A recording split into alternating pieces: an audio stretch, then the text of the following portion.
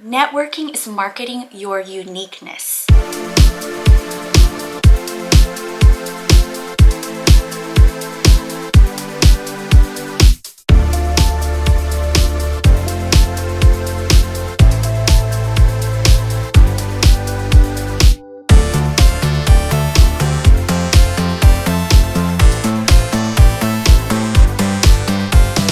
I was in college at UCLA, one of the most important things that my professors, colleagues, peers, and mentors emphasized was the power of networking. I remember one of my professors saying that networking would be one of our most powerful tools in building the success of our futures. And I wasn't able to appreciate this statement until I actually left medicine to pursue a non-clinical career and make a lateral career transition. So in this video, I'm going to share tips on how to start networking and building long-term relationships to find your next career opportunity. Whether you're taking a break from clinical medicine, looking to make a change in your career, or you just want to learn how to network better, this is definitely the video for you. To achieve professional success, it requires a collective effort. Networking is marketing your uniqueness, what you stand for, and how you can provide value. Because I am working in health tech, most of my examples will be more health tech focused. I believe the general principles for networking are there and can be applied to any role position that you're looking to move into. Like a lot of people who have reached out to me, I had no idea what I wanted to do. I knew I wanted to work in health tech, but I wasn't very sure about what company, what position I could fulfill, and what value I could provide. And so I really had to sit down with myself and write down a vision, what pathway I wanted to take in my career. And the hard thing was, there is no set career path for doctors leaving medicine to join a health tech startup, so I had to pave my own way. Nonetheless, I really think it's important to have a vision, because when you have a vision, this will be your focus and it will help you get through the tough times. So first, figure out what type of company do you want to work for? What kind of role do you want to do? What kind of skills do you want to develop? And what kind of business do you want to grow? What kind of business do you want to build? So these are questions that you need to ask yourself. Write down your vision for what you want your career to look like. This is very important because part of our journey is being laser focused on the vision, but also appreciating the present moment and our process to get to our end goal.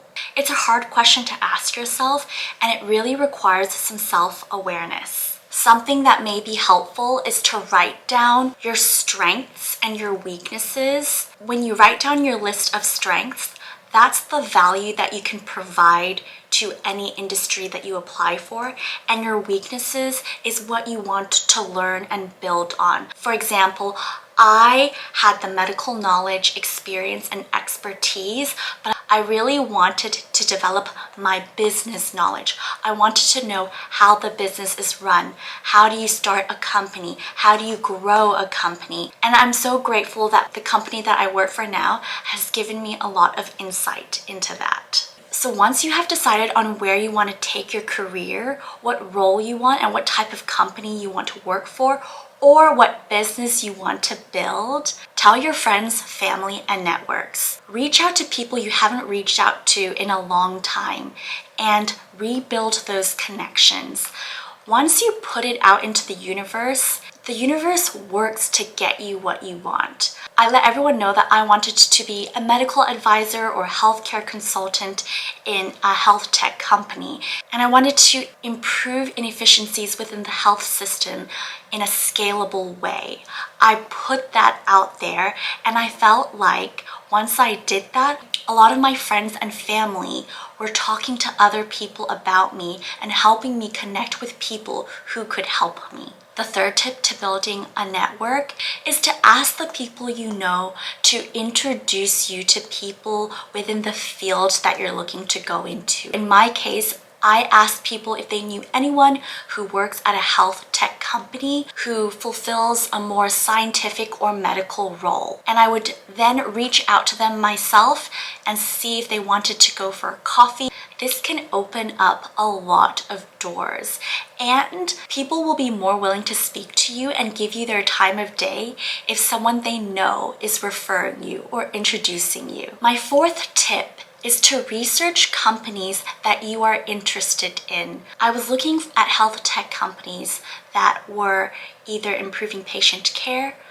helping to support doctors, and improving inefficiencies in the healthcare system. Once I found these companies, I would reach out to them, send them my CV, and let them know how I can help and support their mission.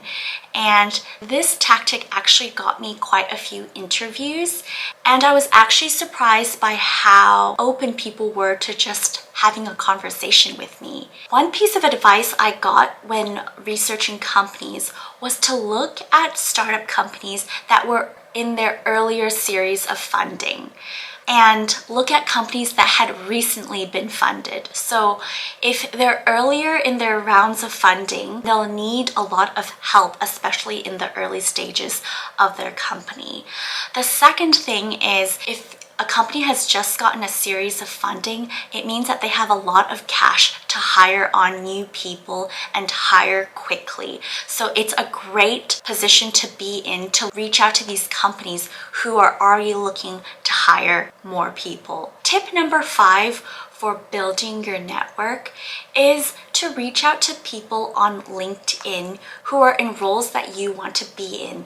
Say you want to be a product manager, or you want to be in medical affairs or clinical operations. You need to stand out from the crowd somehow. So think about how you can provide them value. How can you help them? Always give more than you're willing to take. This is key in building relationships, and it should also be key to having a purposeful life. So always give first before you ask. Remember, the more people you talk to, the more self-confidence and self-esteem you will build. So speaking to people will just get easier and easier. And building self-confidence and self-esteem will also help you during your interviews for your next career move. Tip number 6. Go to seminars, workshops, conferences. Go to networking events. I met a lot of people from different companies when I went to these events, and I have made some friends and long-term connections from going to these events. I know it's not easy, but the more you push yourself to go to these events and talk to people, trust me, the easier it gets. Tip number 7. The internet is your best friend. Make use of it. There are so many resources and recruiters on the internet that can help you find your next career opportunity and help you connect with people. There are so many different social media platforms that can help you connect with people within the industry you're looking to get into. Don't look past these resources.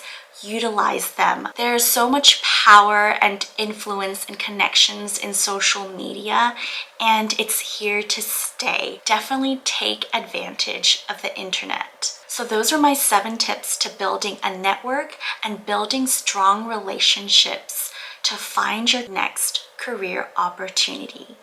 And with that, I'll leave you with a quote. The currency of real networking is not greed, but generosity. I know that by using the tips in this video, you will find your next career opportunity. If you have any questions, please feel free to reach out to me. I'm here to help. And good luck on your journey. I look forward to seeing you in the next video. Thanks, everyone.